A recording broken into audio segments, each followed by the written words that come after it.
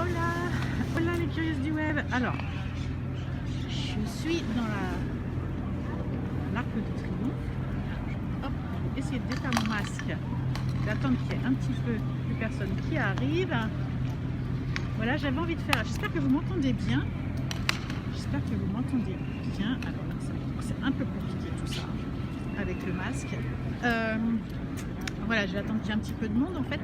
Je voulais vous faire un live parce qu'en fait je suis d'humeur guillerette, d'humeur heureuse et je voulais vous faire un petit live pour vous parler de plusieurs choses, mais le principal sujet que je vais aborder juste après celui-ci, ça va être les maris. Je vais vous parler des maris. Je vais vous raconter quelques petites histoires. D'abord, je pose mes affaires. Je voulais vous montrer pour celles qui s'interrogent de savoir si je suis vraiment à Barcelone. Donc je vais faire un truc, je ne vais pas faire un tour d'écran, mais voyez, je ne sais pas si vous voyez bien. Voilà, là je suis à l'Arc de Triomphe. Coucou Adeline. Hop. Super. Donc j'imagine Adeline que vous m'entendez bien. Parce que comme je suis dehors et qu'il y a du bruit. Voilà, donc je suis à l'Arc de Triomphe. Donc là je suis à 5 minutes de chez moi, à Barcelone. Alors celles qui me connaissent savent que je suis de...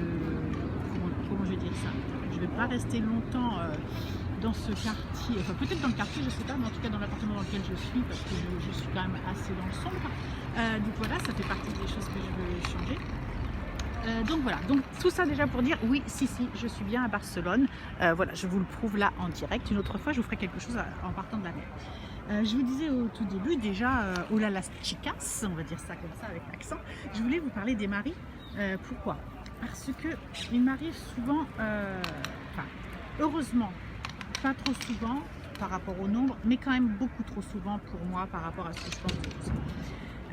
Quand j'ai des personnes en entretien, en rendez-vous, j'ai une réponse qui revient régulièrement, c'est je vais demander à mon mari.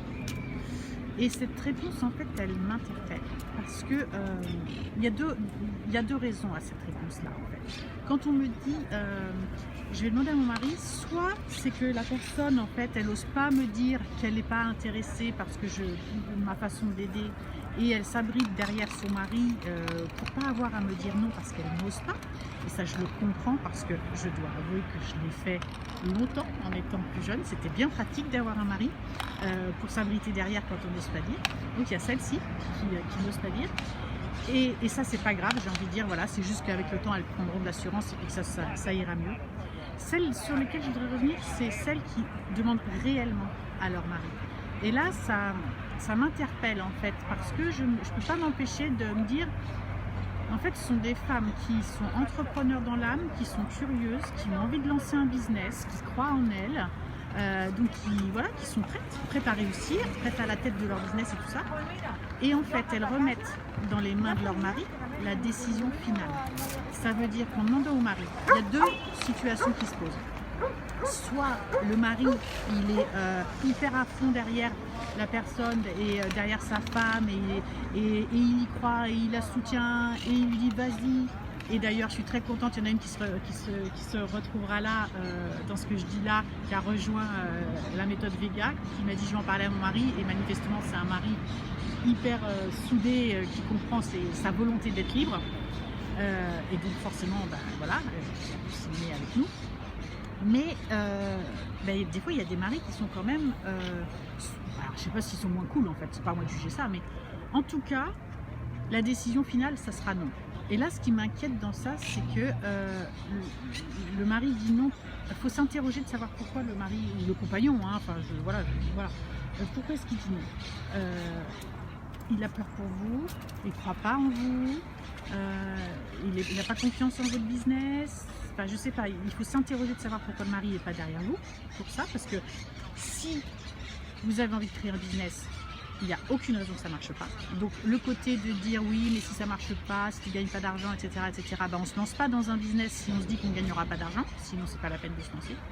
Mais du coup, voilà, laisser, enfin je sais pas comment le dire plus simplement que ça, mais laisser à son mari ou à son compagnon ou sa compagne, peu importe, on s'en fout, le choix, la décision finale, c'est drôlement bizarre quoi.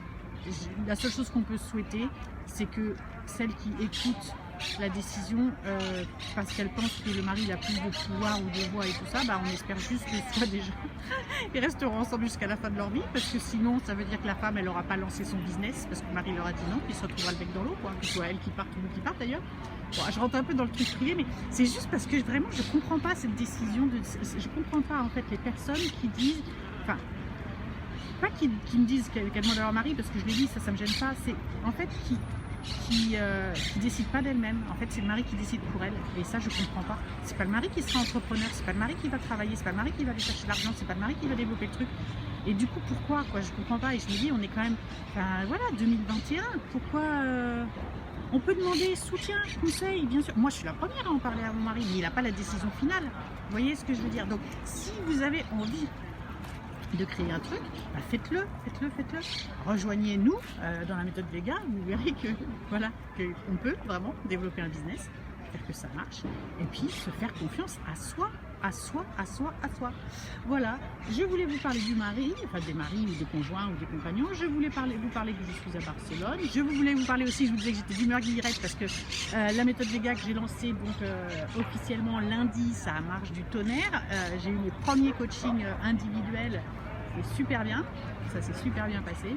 Donc voilà, si vous avez envie d'en savoir plus, et ben voilà, vous regardez ça et puis vous prenez un rendez-vous. Voilà. Et puis je voulais vous partager un peu de soleil. Attendez, bougez pas. Hop, un peu de soleil pour celles qui n'ont pas la chance. Je sais pas si je vais pouvoir faire ça. Voilà.